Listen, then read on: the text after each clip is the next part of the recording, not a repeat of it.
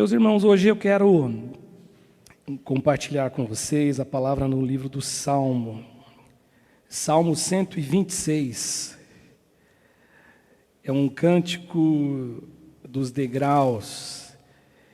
E aqui diz assim na minha Bíblia que Deus ele é louvado porque fez voltar do cativeiro o seu povo.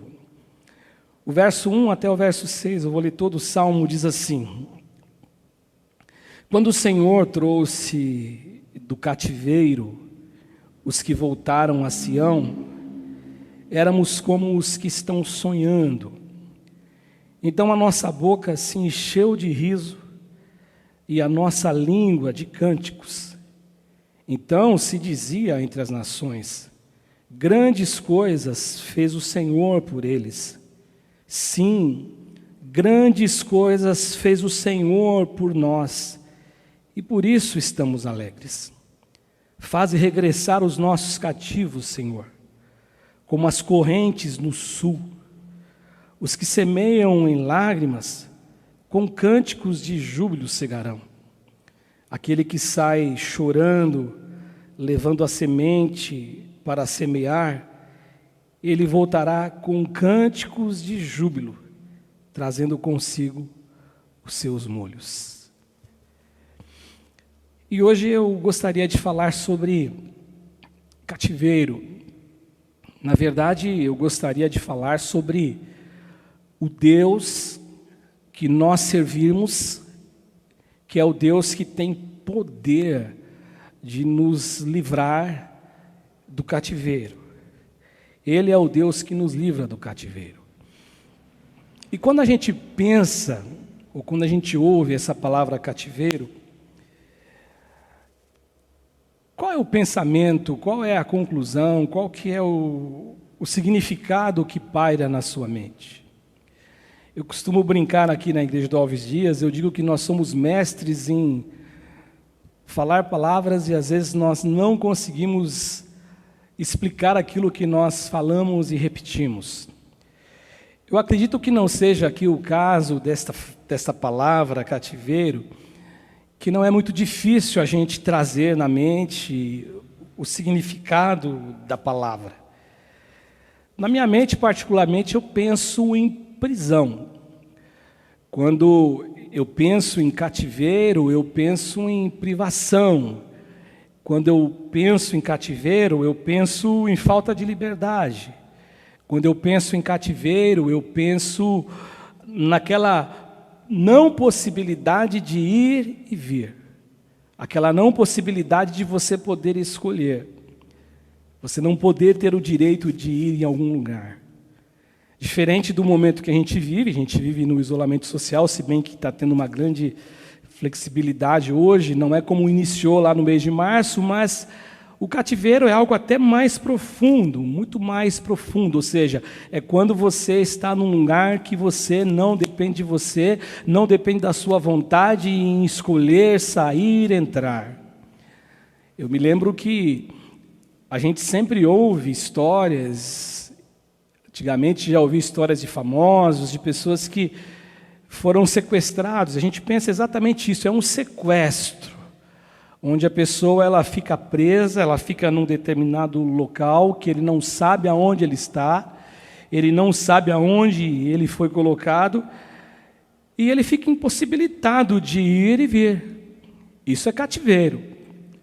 Agora, uma coisa que é natural na minha mente, e talvez na tua também, é quando a gente pensa em cativeiro, a gente pensa sempre em cativeiro no sentido físico. É a primeira coisa que vem na nossa mente, o cativeiro, alguém preso, alguém impossibilitado de sair e vir. A gente só pensa exatamente isso, de entrar, de sair. Alguém na questão física, alguém que está preso, alguém que está num calabouço.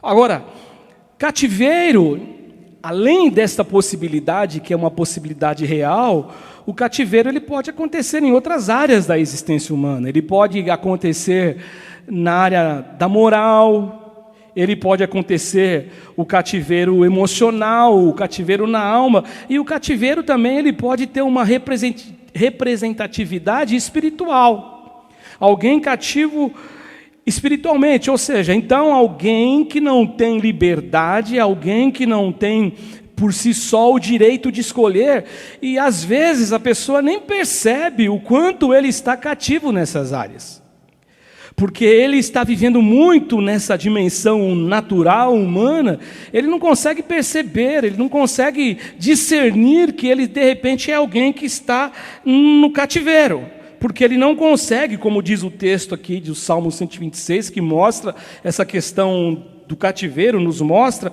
mas o cativeiro na alma, ele existe, é uma realidade, só que às vezes as pessoas não conseguem enxergar e entender. Na palavra de Deus nós vamos encontrar muitos textos que mostram pessoas cativas, pessoas aprisionadas em sua alma, pessoas sofrendo no seu emocional, e essas pessoas, na verdade, elas acabam experimentando daquilo que acontece quando alguém está no cativeiro. Que estar cativo, seja na área que for, isso nunca será para o ser humano algo que é um bem-estar para ele. Isso sempre será algo maléfico ao ser humano, estar vivendo sobre uma condição de cativeiro. Só que a gente encontra na palavra de Deus também bastante textos, bastante informações que nos revelam o quanto o nosso Deus, ele tem poder para nos resgatar do cativeiro. O quanto Deus tem poder para nos libertar do cativeiro. Eu poderia citar alguns exemplos que me vêm à memória agora. Por exemplo, quando o apóstolo Paulo, quando ele escreve aos Colossenses, eu não marquei esse texto, o apóstolo Paulo fala assim que Deus, ele nos livrou do império da sombra da morte e nos transportou para o reino da luz. Ou seja, é um sair pelo poder de Deus de um cativeiro, de uma situação de caos na alma, no ser, uma situação angustiosa, uma situação conflitosa. Isso acontece com a gente. E Deus tem poder de nos resgatar. E quando o Espírito Santo de Deus me levou a falar um pouquinho, a pensar sobre a questão de cativeiro, esse texto aqui do Salmo 126 veio no meu coração e brilhou aos meus olhos. Esse texto saltou, porque aqui as lições que o texto nos mostra, melhor dizendo, elas são claras, elas são objetivas em relação à questão do cativeiro. E a primeira lição que esse texto nos mostra, quais são as problemáticas, elas vão apontar, o texto vai apontar algumas lições para quem vive em cativeiro. Para quem vive debaixo desse jugo, para quem vive debaixo dessa jurisdição de peso, de angústia, que está realmente vivendo como se ele estivesse num calabouço, preso, sem o direito de sair, sem o direito de poder decidir o que ele vai fazer da sua vida. E a primeira lição que o salmista nos revela aqui, quando você vive em cativeiro, é que quem está em cativeiro, ele fica privado de sonhar. Olha o que diz o texto no verso de número 1. É lógico que o salmista está contando aqui, gente, uma experiência passada. Então o salmista ele está trazendo à luz, ele está trazendo informação de algo que já aconteceu. Ou seja, ele está explicando algo que se deu com a nação de Israel, onde a nação de Israel ela teve por parte de Deus um livramento. Deus livrou a nação de Israel do cativeiro. Alguns dizem que esse texto aqui, ele faz referência exatamente ao cativeiro da Babilônia, onde o povo ficou cativo e preso durante 70 anos. Agora, a primeira coisa que o texto nos mostra aqui, que quem está em cativeiro, ele fica privado de sonhar. O verso 1 diz assim: quando o Senhor trouxe do cativeiro os que voltaram de Sião, e na tradução desta que está aparecendo para você, da linguagem atualizada, ele fala de sorte, quando Deus restaurou a sorte. Ou seja, Deus mudou a vida, Deus mudou o cenário de vida do povo, da nação. Nessa versão que eu carrego aqui hoje, a linguagem revisada, ela fala sobre cativeiro, ela usa essa palavra. Quando o Senhor trouxe do cativeiro os que voltaram de Sião, olha o que ele diz o salmista: éramos como os que estão sonhando. Ou seja, o ser humano, ele carrega muitos sonhos. Você que está me ouvindo, você que está me assistindo aqui hoje, você que talvez me assista há algum tempo lá na frente, você tem sonhos, você carrega sonhos no seu coração. E eu digo para você que só sonha quem está vivo, porque quem morreu não sonha. Quem morreu não tem sonho, ou seja, tanto no sentido literal como no sentido figurado. Quem morreu não sonha mais. Você lembra do Salmo, por exemplo, do livro de Ezequiel, no capítulo 37, da visão do Vale dos Ossos Secos? Lá no final, no verso 13, verso 14, daquela narração bíblica a respeito da visão do Vale dos Ossos Secos, diz assim que aqueles ossos representavam os sonhos da nação de Israel que tinham morrido. Ou seja, talvez você que está me assistindo, você não tem mais sonho, porque você está preso num calabouço na sua alma, e você não tem mais esperança, você acha que não existe para você mais nenhuma possibilidade. E existem pessoas, meus irmãos, que vivem escravizadas por muitos anos. A nação de Israel ficou presa 70 anos na Babilônia, escravos na Babilônia, cativos na Babilônia, e tem pessoas que o tempo vai passando, e o tempo vai evoluindo, e o tempo vai ganhando sua força, mas mesmo assim essas pessoas, elas continuam do mesmo jeito, aprisionadas, elas continuam acorrentadas, elas continuam doentes, elas continuam, na verdade, com uma única sensação dentro do coração, dentro da alma, dentro do ser, é que não existe mais esperança. E o mundo de gente assim, na mente das pessoas que são assim, o mundo deles funciona exatamente dessa maneira que eu estou descrevendo aqui. Não tem mais sonho. Não tem mais sonho aqui. O salmista fala que quando eles foram restaurados por Deus, eles estavam como que sonhavam. Ou seja, alguma coisa aconteceu que parece que não é realidade, não é real. Agora, pessoas que vivem assim, eles não conseguem olhar para a vida, olhando para frente e apontando para a possibilidade que alguma coisa pode acontecer. Não, porque eles se sentem totalmente escravos. Eles se sentem totalmente presos, cativos. O salmista também nos mostra aqui, em segundo lugar, uma coisa simples, mas uma coisa extremamente importante.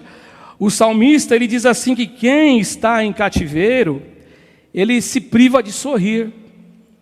Quem está no cativeiro também fica privado de sorrir.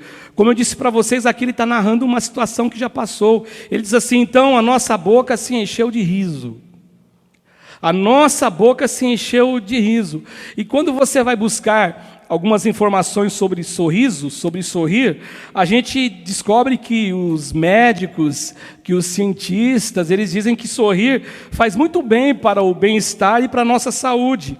E eu li recentemente uma matéria que falava sobre sorrir, e qual a importância e quais são os benefícios do sorrir. E o primeiro benefício que é importante para manter o equilíbrio emocional. Sorrir traz esse equilíbrio emocional. Uma outra coisa que eu li, que sorrir rejuvenesce. A pessoa, ela fica mais jovem quando a pessoa sorri. Eu não sei se você já teve essa experiência de olhar para algumas pessoas que são pessoas sérias, carrancudas, e você olha para a pessoa, você até, na verdade, se alguém perguntasse para você, quantos anos tem aquela pessoa, você falaria uma idade a mais. Agora, quando aquela pessoa ela sorri, ela parece que ela fica mais jovem. O sorriso traz uma beleza. Outra coisa também que dizem, né, que o sorriso ele fortalece o sistema imunológico. Outra coisa, a quarta coisa é que o sorriso ele protege a gente contra os efeitos do estresse. Ou seja, quando você sorri, você fica colocando para o lado de fora tudo aquilo que é estresse. Tudo aquilo que faz com que você fique estressado. E por último, eu marquei só 5 coisas, mas tinha na matéria uma relação imensa de informações, que o sorrir, ele faz bem para o coração. Ou seja, sorrir faz bem para a saúde. Agora, como vai sorrir quem está sequestrado na alma? Como sorrir quando você está vivendo num calabouço, juntando a não possibilidade, a perda da capacidade de sonhar? Como sorrir se os sonhos morreram? Se os sonhos terminaram? Se os sonhos acabaram? Como sorrir? Agora, sorrir, ele contribui para o estado de felicidade. Mas como ser feliz, pastor, quando a gente vive num cativeiro? Então, vivendo em cativeiro, você não sonha, vivendo em cativeiro, você não consegue sorrir, você não tem razões para sorrir, você não tem razões para demonstrar felicidade. Uma outra coisa que esse salmista nos mostra aqui nesse texto, que quem está em cativeiro, ele fica privado de cantar também. Lembra, eu estou lembrando, vocês sendo repetitivo, isso aqui é uma história do que já aconteceu, é um relato de algo que ficou para trás. Ou seja, agora eles cantam, ele diz assim, então nossa boca se encheu de riso, ou seja, não tinha riso antes, e a nossa língua de cânticos, não tinha cânticos antes. No verso 2 diz isso. Existe um ditado que diz assim, que quem canta, os seus males espanta. Quem canta, ele demonstra que ele está bem de alma. Quem canta, a música, a canção faz bem para a alma dele. Quando as pessoas cantam, na maioria das vezes, logicamente, elas estão alegres. Não é uma regra absoluta, tem pessoas que cantam porque elas são pessoas que vivem da profissão de cantar, mas eu já ouvi depoimentos que mesmo quando a pessoa está triste, quando ela está exercendo a sua função, ela trabalha com isso, quando ela canta, ela consegue, na verdade, esquecer um pouquinho de toda a problemática que ela enfrenta. Quem canta, na verdade, eles, na maioria das vezes, eles trazem para o coração e para a alma felicidade, alegria. Agora, como nesse salmo, como cantar quando se vive em cativeiro? Como cantar quando a alma está presa? Como cantar quando nós estamos com a mente adoecida por conta de um grande problema? Como cantar? Como cantar? Esse salmo aqui, o Salmo 126, ele também nos revela a capacidade que Deus tem de nos libertar do cativeiro. E essa é a minha proposta aqui, mostrar a vocês o quanto o nosso Deus ele tem capacidade de nos libertar de todo o peso de escravidão, tudo aquilo que nos aprisiona. E o salmista, ele demonstra aqui neste salmo fé na libertação, mesmo diante da aparente impossibilidade. O verso de número 6, eu vou lá para o fundo agora, para o final do Salmo, quando eu consigo enxergar aqui essa fé do salmista em crer que é possível sim a liberação de Deus do cativeiro, mesmo diante de uma aparente impossibilidade. Ele diz assim no versículo 6, os que com lágrimas semeiam, com júbilo ceifarão. Quem sai andando e chorando enquanto semeia, voltará com júbilo trazendo os seus feixes. Na tradução da Nova Versão Internacional, aliás, nessa tradução que eu estou aqui, diz assim, restaura, Senhor, a nossa sorte. Restaura, Senhor, a nossa sorte, no verso 4, como as correntes do Negueb. Faze regressar aos nossos cativos, como as torrentes do sul. É a tradução revisada. Negueb é a tradução atualizada que está aparecendo para você. Restaura, Senhor, a nossa sorte como as torrentes do Negueb. O Negueb era um deserto, onde no calor as águas secavam, mas na estação das chuvas, tudo aquilo que era cheio de mananciais, ele voltava com a estação das chuvas. O que o salmista está dizendo aqui, ele demonstra essa fé, ele demonstra a fé mesmo numa situação de aparente dificuldade, numa situação onde o cenário é de caos em relação ao fato de ele estar cativo, a nação está cativa, ele ora a Deus e fala, restaura, Senhor, a nossa sorte, como as torrentes do Negueb. Nessa tradução, faze regressar os nossos cativos como as torrentes no sul. Quantas vezes esses irmãos aqui nossos, esses exilados da Babilônia, eles choraram lembrando da terra que eles viviam? Eu e você, a gente não consegue ter uma consciência de ser escravo, a gente não consegue ter essa consciência, a gente nunca viveu isso no sentido físico.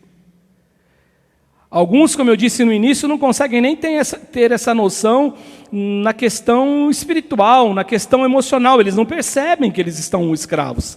Tem pessoas que demoram para perceber que estão vivendo em um cativeiro emocional, num cativeiro espiritual, num cativeiro moral. Eles demoram a pedir socorro. Agora, quantas lágrimas este povo derramou pela realidade do cativeiro e pela incerteza da libertação? Quantas lágrimas eles derramaram enquanto eles lançavam as sementes da fé na alma e no coração, esperando o dia da libertação.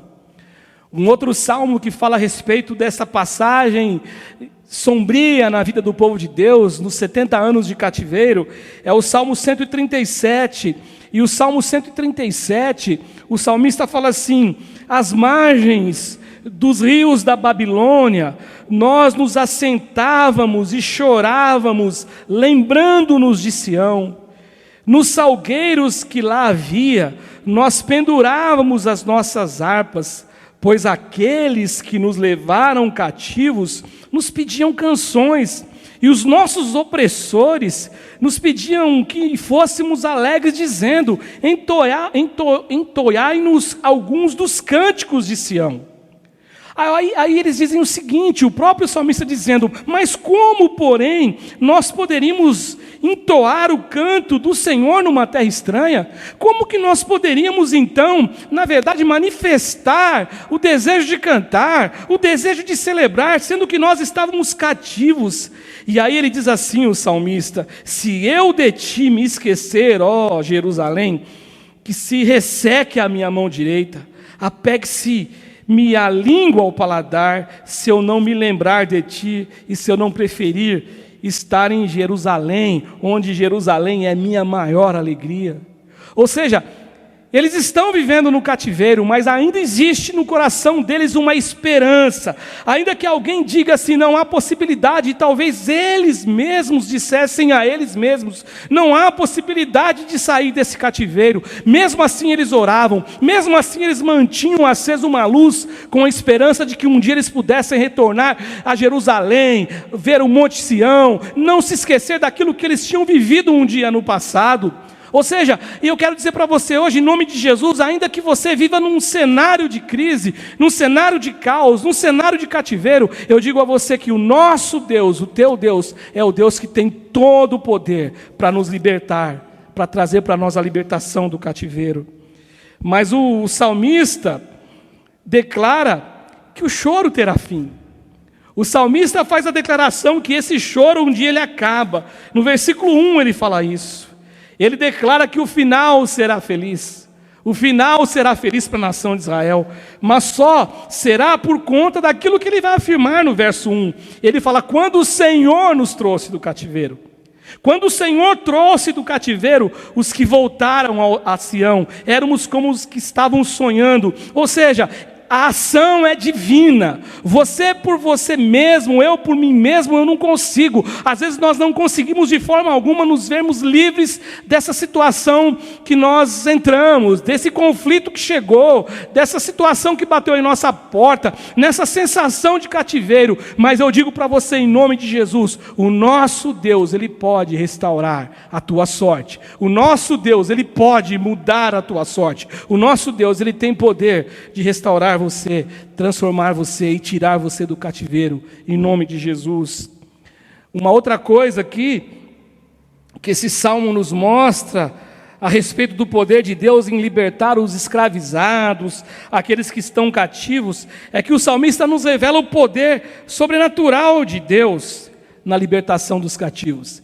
E ele vai também dizer que esse poder, ele foi notado até por gente de fora, pelas nações inimigas, por aqueles que se alegraram quando o povo de Deus pereceu, quando o povo de Deus foi levado cativo. E o verso de número 3 e o verso de número 4 nos mostra que esta ação por parte de Deus, que esse ato libertador de Deus, ele chamou a atenção até daqueles que são os inimigos do povo de Deus.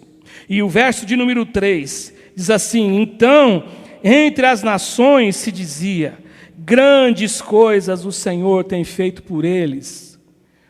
Olha, as pessoas do lado de fora estão dizendo, Deus tem trabalhado em favor deles. Grandes coisas o Senhor tem feito por eles. E aí o salmista diz assim, com efeito, ou seja, é verdade. Essa é uma constatação real. Com efeito, grandes coisas fez o Senhor por nós. E é exatamente por esta razão, por esta ação, que nós estamos alegres. Se por um lado o cativeiro me priva de ser feliz, de manifestar alegria, essa libertação de Deus me traz a possibilidade de sonhar, a possibilidade de cantar, a possibilidade de ser feliz, porque Deus é o Deus que está comigo e que anda com você em todo o tempo. Não existe nenhuma força humana, não existe ninguém nos céus, ninguém na terra, debaixo da terra, não existe nenhum poder humano, nenhum poder espiritual que pode parar, que pode deter aquilo que Deus tem a fazer por você. Eu me lembro de Jó, nenhum dos teus planos pode ser frustrado, nenhum dos teus planos. Nada que o Senhor intenta fazer, alguém pode simplesmente parar. Se é a porta que Deus abriu, a porta será aberta.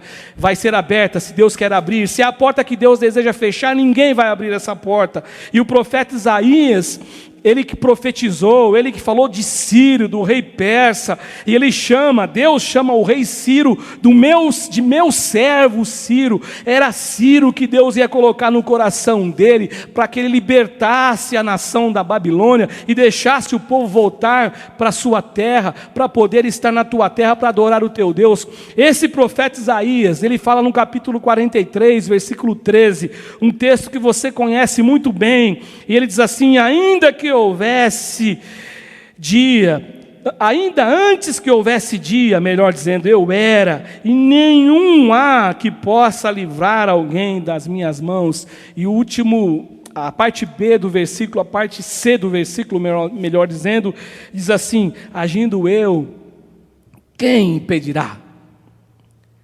Quando Deus age, quem vai impedir? E como eu disse aqui no verso 4, esse mover de Deus, essa ação divina, ela foi capaz de produzir alegria, a alegria de volta, a alegria que o cativeiro havia roubado. Essa ação de Deus devolveu a capacidade do povo de Deus ter em sua alma e ver em sua alma renascer a esperança e a capacidade de sonhar. Isso diz no verso 1, quando o Senhor trouxe do cativeiro os que voltaram a Sião, éramos como os que sonham, estávamos como aqueles que sonham, versículo 1. Essa ação libertadora, ela devolveu a capacidade do povo de Deus de sorrir. Verso 2, então a nossa boca se encheu de riso. Essa ação libertadora devolveu ao povo de Deus a capacidade e o poder de poder cantar. A nossa boca se encheu de riso e a nossa língua de cânticos. Louvado seja o nome do Senhor. Este é o Deus que você serve, esse é o Deus a quem eu sirvo, o Deus que tem poder de nos resgatar, o Deus que tem poder de nos livrar, o Deus que tem poder de trazer liberdade a todos aqueles que estão cativos, todos aqueles que a alma está num calabouço. Esse Deus é poderoso de trazer alegria para todos aqueles que acham que nunca mais terão alegria. Deus é poderoso para fazer com que você que acha que nunca mais vai poder cantar, que você cante. Deus é poderoso para fazer você sonhar. Você diz assim, eu não posso mais ter sonhos, não existe mais esperança para mim. Eu estou aqui para te dizer em nome do Senhor Jesus, existe esperança para nós, porque nós servimos a um Deus que tem poder de nos libertar de qualquer cativeiro. É isso que eu creio, é isso que eu quero ensinar enquanto eu viver. E para concluir, essa questão da liberdade, essa questão de Deus ele ter esse poder realmente de libertar qualquer pessoa de qualquer situação. Existe um outro personagem que ele é um exemplo muito importante, é um exemplo muito claro para a gente do que é experimentar essa libertação de Deus do cativeiro, que é Jó. Quando você lê o livro de Jó, no 1º capítulo e no 2º capítulo, ali está todo o drama de Jó. Começa os 2 primeiros capítulos, Deus mostrando, através da leitura do livro de Jó, como era Jó, como vivia Jó com os seus 7 filhos e as suas 3 filhas, como Jó tinha todo o recurso, como Jó ele era temente a Deus, como Jó era justo, só que de repente, da noite para o dia, a situação de Jó ela foi se complicando dia a dia, até que ele chegou num estágio onde amigos vieram de longe para chorar junto com ele, consolá-lo e não tiveram palavras, e durante 7 dias eles ficaram calados ao ver o estado e a condição que Jó chegou. E Jó, na palavra de Deus, no livro de Jó, nessa tradução que eu tenho em minhas mãos hoje, diz assim que Deus mudou a sorte de Jó. Nessa tradução que vai aparecer para você, diz mudou a sorte. Aqui diz assim, mudou o cativeiro. E o texto diz assim, lá no capítulo 3, depois que Jó sofreu todos os ataques, tudo aquilo que Deus permitiu que Satanás fizesse, sem contudo tirar dele a capacidade de respirar, a capacidade de viver. O texto diz assim em Jó, no capítulo 3, no verso 25 e no verso 26. Jó fala assim, aquilo que mais eu temia, na linguagem da Nova Versão Internacional, veio sobre mim. Aquilo que eu tinha mais receio de acontecer, aconteceu comigo. Ou seja, todo aquele medo, talvez aquela oração que Jó fizesse aos seus filhos, aos seus negócios, tudo aquilo que ele pedia para Deus para que nunca acontecesse, aquilo que talvez Jó se pegasse pensando, carregando temor na alma. Jó diz assim, tudo aquilo que eu tinha de receio, tudo aquilo que eu temia acontecer, aconteceu. E aí Jó fala uma coisa também muito, muito forte. Eu disse que o cativeiro não te deixa sonhar, eu disse que o cativeiro não te deixa sorrir, eu disse que o cativeiro não te deixa cantar, mas Jó ele também fala que o cativeiro na vida dele roubou dele algo que é importantíssimo para a nossa vida, que é paz. Ele diz assim, eu não tenho paz, eu não tenho tranquilidade, eu não tenho descanso, eu só tenho inquietação. Nessa tradução que aparece para você, eu não tenho sossego, eu não tenho descanso, eu não tenho repouso, eu só tenho uma grande perturbação, porque o calabouço, o cativeiro de Jó causou isso. O Senhor, pois, no versículo de número 10, entra com providência na vida de Jó. E no versículo 10, diz assim, do capítulo 42, lá no final do livro, diz assim que mudou o Senhor a sorte de Jó. Essa linguagem atualizada, ela sempre vai usar essa palavra cativeiro, transportando para a palavra sorte, mudou a sorte. Mas não é sorte de jogar e ganhar alguma coisa, a sorte aqui é um cenário novo, é uma situação nova. É um novo caminhar, é uma nova possibilidade. Fala assim, mudou o Senhor a sorte de Jó quando este orava pelos seus amigos. E o Senhor deu-lhe o dobro de tudo quanto antes possuíra. Na tradução que eu estou usando, já que eu estou falando de cativeiro, para ficar mais claro para você, diz assim, o Senhor, pois, virou o cativeiro de Jó quando este orava pelos seus amigos. E o Senhor deu a Jó o dobro de tudo quanto ele possuía. A grande verdade, meus irmãos, é que pode acontecer comigo, pode acontecer com você de vez em quando, ou na vida a gente acabar se pegando preso numa situação, cativo por alguma situação, e de repente a gente não ter mais esperança, achar que tudo acabou. Mas eu quero dizer para você que o Deus a quem a gente serve é o Deus que pode todas as coisas. É o Deus criador dos céus e da terra. Aquilo que o salmista vai dizer lá no Salmo 124. O nosso socorro está em o nome do Senhor, que fez o céu e que fez a terra. Portanto, o nosso socorro está em Deus. Ainda que você viva num calabouço em sua alma, ainda que você viva o pior cenário da tua vida, de toda a tua existência, eu quero dizer para você aqui, em nome de Jesus, que Deus, o Deus que você serve, que é o nosso Deus, que é o nosso Pai, como Jesus nos ensinou a orar, Pai Nosso, Ele é o Deus que tem poder para tirar você dessa situação e trazer libertação para você, em nome de Jesus.